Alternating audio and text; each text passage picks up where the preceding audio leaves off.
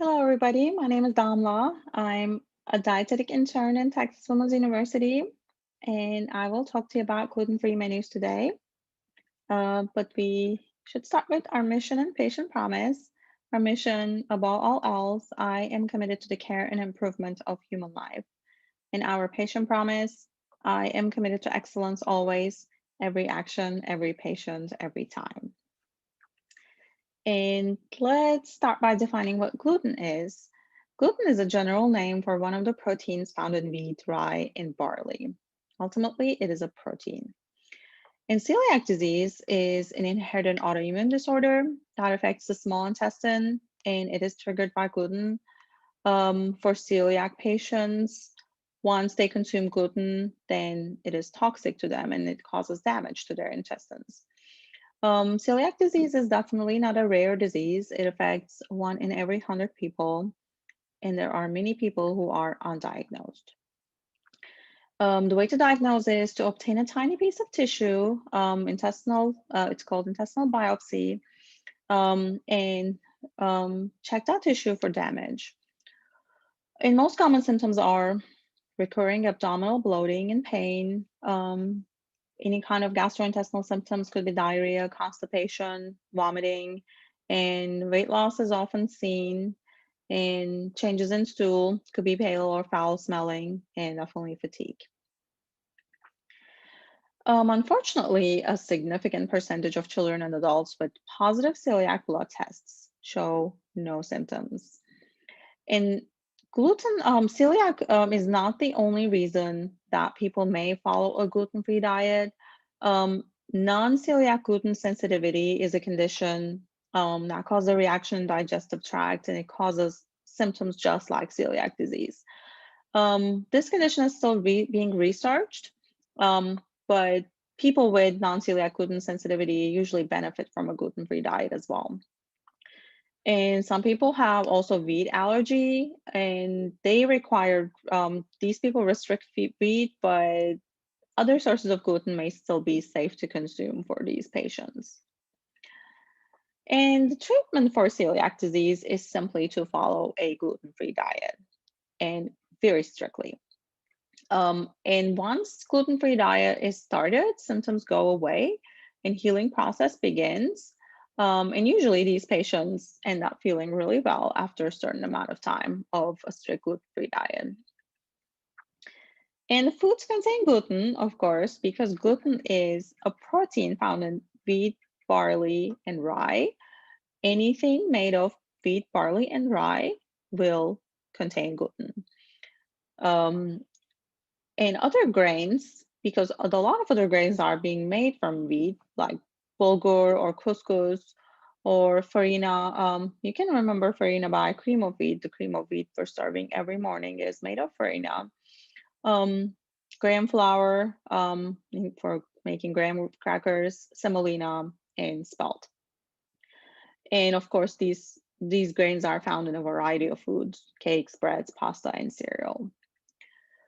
And I would like to show you this chart. This is the food groups that are safe to consume in a gluten-free diet.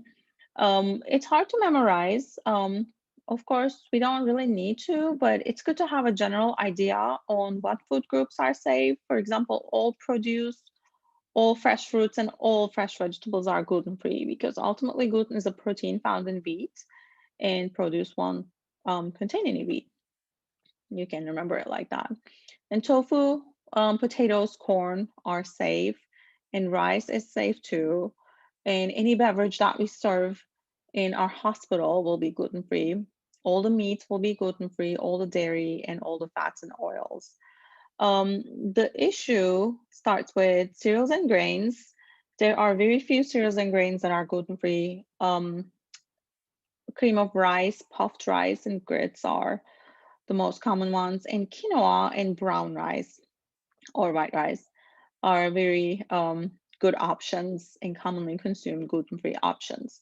And of course, corn and anything made of corn.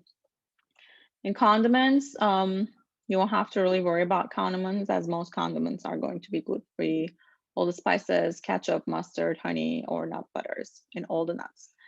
So when in doubt, it's always good to look at the package of or the label of that food item.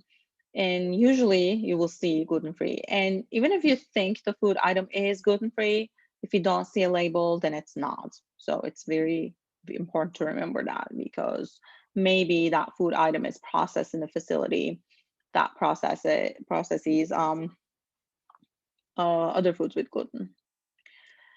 And if you look at our menu, in our breakfast, we can send a veggie omelet or eggs and bacon and sausage patty to our gluten-free patients alongside a fruit cup or a yogurt cup. Um, we can't do our Belgian waffle or breakfast tacos, but if you have gluten-free waffles or gluten-free bread, why not? And none of the regular breads, of course, we can't do them, but we can't send them, but we can send Cheerios. That is our only gluten-free cereal. And we have some other cereals, for example, Rice Krispies. They have rice in their name, and we know rice is gluten-free, but we can't be sure unless we look at the label, and Rice Krispies is not labeled as gluten-free. And same with oatmeal. Oats are gluten-free, but oats are usually processed with gluten when they're being packaged, I think. So they are not gluten-free unless it's stated on the label. And most of our lunch and dinner entrees are going to be safe, especially just chicken, just salmon, and just beef. Those are very safe options. But lasagna, meatloaf, pasta, pizza, and quesadilla um, are not part of gluten-free menus. Baked potato is another good option with all the toppings.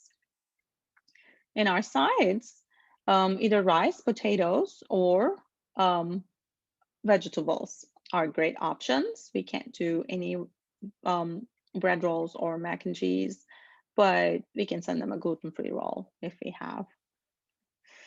In our soups, it's good to stick with vegetable broth, beef broth, and chicken broth, and we're not adding saltine crackers. And salads are really good choices for gluten-free menus and alongside fresh fruit plate. And hamburger patty, not the hamburger, just the patty, grilled chicken breast, French fries, sweet potato fries, and our potato chips are good. Unfortunately, when it comes to desserts, most of the desserts won't be gluten-free other than the gelatin, pudding, ice cream, lemon ice, and fruit cups. Um, so dessert options are a little bit limited. So it's good to be cognizant on what desserts these patients can have. While competition probably won't allow you to add these desserts anyway, but it's good to know. And that will be all from me today. And remember to take the post test. Link will be under the video. Thank you.